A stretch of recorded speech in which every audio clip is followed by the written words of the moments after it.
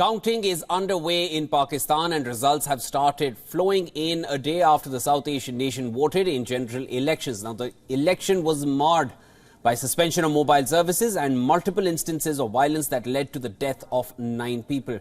The first results were delayed by over 9 hours, prompting the Election Commission to warn its officials to speed up the process. Meanwhile, both the Pakistan Muslim League Nawaz and the Pakistan Tehreek-e-Insaf, both these parties have claimed victory even before the declaration of official results. Meanwhile, Pakistan's poll body has announced that former Prime Minister Shehbaz Sharif has won the Lahore NA 123 seat. This, as unofficial results show PTI-backed candidate Shandana Gulzar winning Peshawar's NA 30 seat.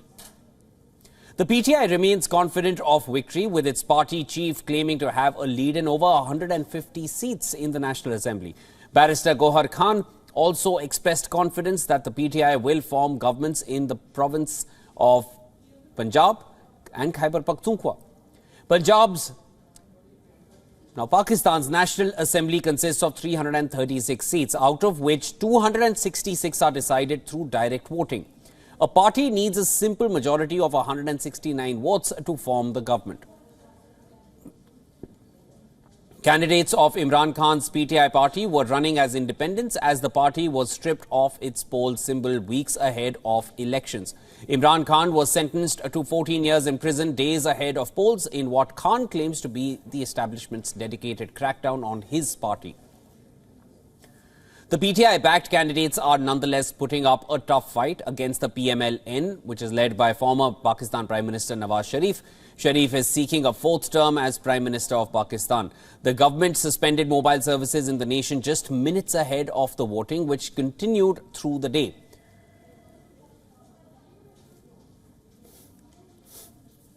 The shutdown was criticized by major political parties, including the PTI and the Pakistan People's Party, who alleged rigging. Interior Ministry says cellular services have now been partially restored. United Nations Secretary General Antonio Guterres expressed concern about the violence and the suspension of mobile communications services. Then the United States also expressed similar concerns and condemned election-related violence.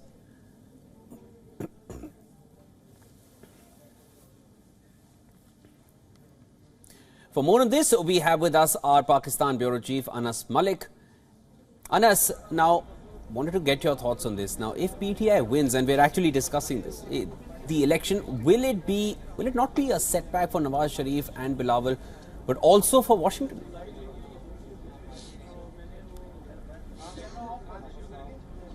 Well, with regards to the setback, right now the PTI is only in a comfortable position in Khyber Pakhtunkhwa. It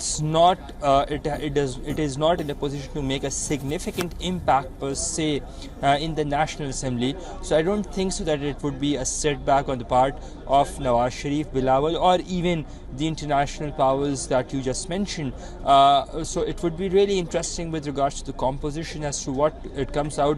The picture behind me is really interesting, and if I just get aside and get a sense, right now as we speak, there are 5 independents who have taken lead in the National Assembly. Out of the 13 results that have been announced, 4 seats have been taken by the Pakistan Muslim League Nawaz and 4 again by the Pakistan People's Party. So it's still pretty much of a situation, a catch-22 situation, where there is no certainty, and I think as the day progresses, we would be in a position to tell as to who can be in a potential position to form a government going forward. Shivan?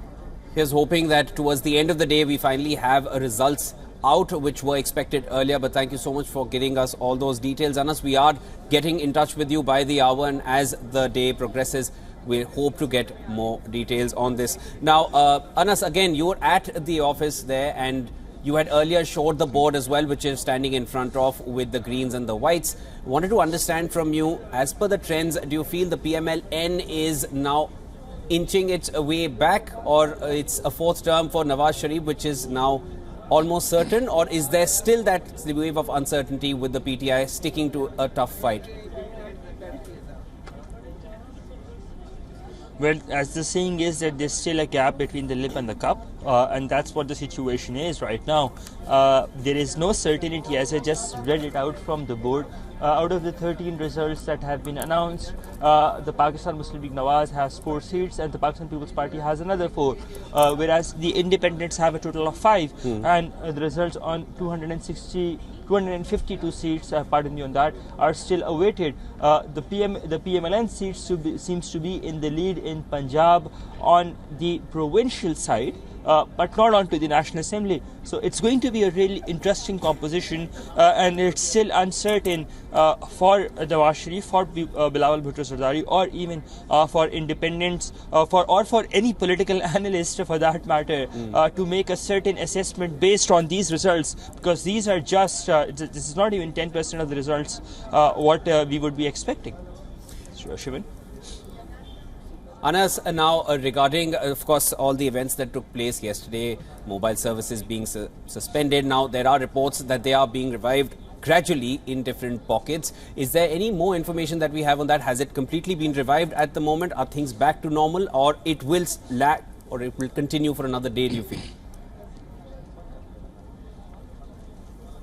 Well, the announcement was made around 9 p.m. last night that after a 13-hour suspension, mobile services were to be restored, but they were not restored. They were only got restored sometime about 5 hours, 6 hours ago at 3 a.m. Pakistan time. And right as I talk to you, as I stand, there is a complete restoration of mobile services, including in those areas that were deemed to be sensitive or highly sensitive, flagged for polling purposes. But you rightly mentioned there was quite of a disruption, a nuisance of sorts rather, with the suspension of the mobile services, which the government justified under the pretext of a threat of and averting a security-related incident, which I think holds pretty significance on their part, because they have largely, while cutting down mobile communication, they have largely succeeded in avoiding any election-related violence that might have occurred on the day of the elections itself. Shivan? All right, Anas, thanks for getting us all those updates. And of course, we will be in touch as they unfolds further and the results start coming out. We'd now like to cut across to our guest, Reham Khan, who is a senior journalist joining us from Lahore. Welcome to the broadcast. Again, now I wanted to understand from you, this is something we have been discussing since the morning. Ma'am, I wanted to understand now, Imran Khan, of course, has made some tall claims. He's suggesting, or they're hinting, or they're rather claiming that they are leading in 150 seats. They still seem to be very much in the fight. Initial results are just about coming in. So the amount of results which have come in at the moment, it is not really certain who is in the lead. Where do you see this going from here? Do you find any weight behind Imran Khan's words at the moment?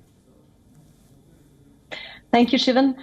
It's actually, I think, first things first, I think an absolutely brilliant virtual campaign by PTI, considering what the obstacles they face. So I think that full marks to them. I said this yesterday, and I think the strategy that they had through the election campaign, through the results coming in, and through the night as well, despite the fact that mobile services were suspended, as Anas correctly pointed out. But I think that they have been absolutely brilliant. I also know that the women, the PTI women who were managing the polling stations have done a very, very good job. A lot of their opponents are saying that they handled it very competently.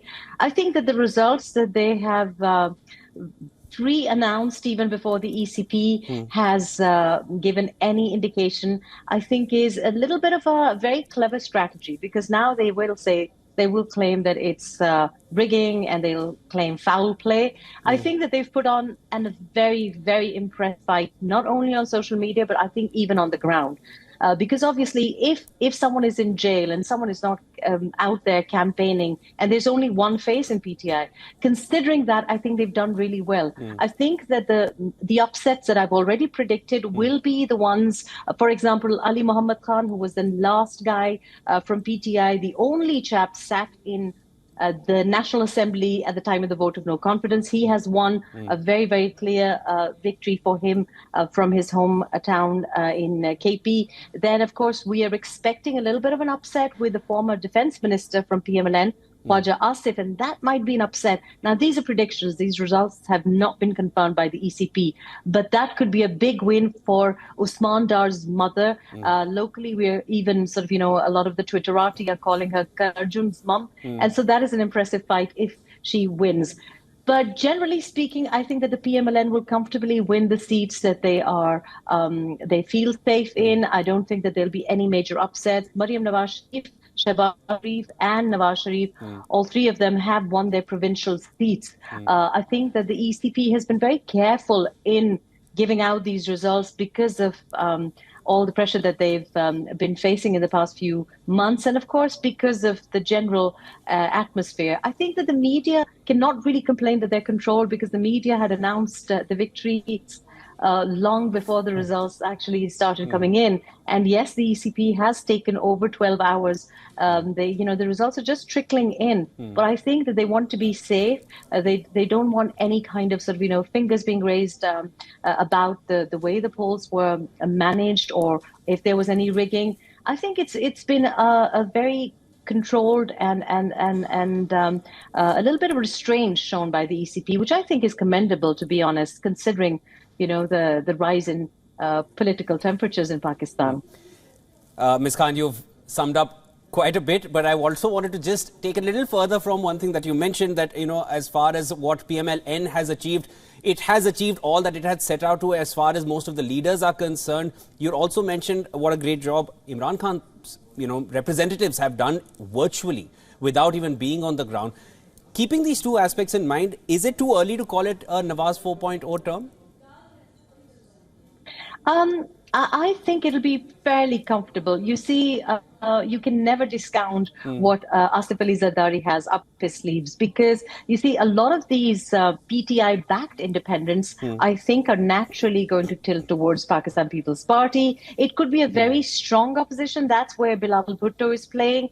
Of course, I think one of the major seats that I must mention is that Lahore constituency where Bilawal Bhutto is tipped to win. And I think that's going to be a big thing for him.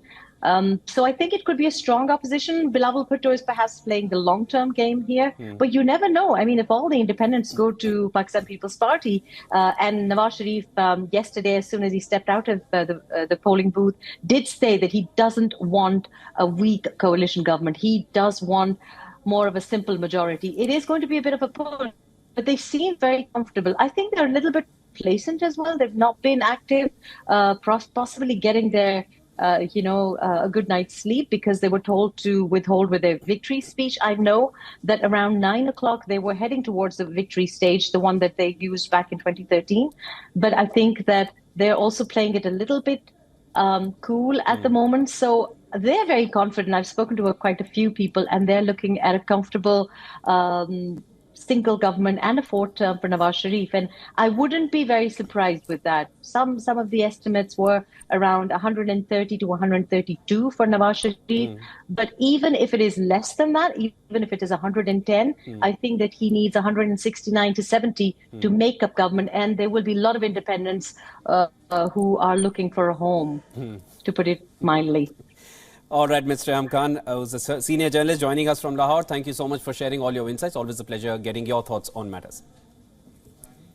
Thank you, Shivam.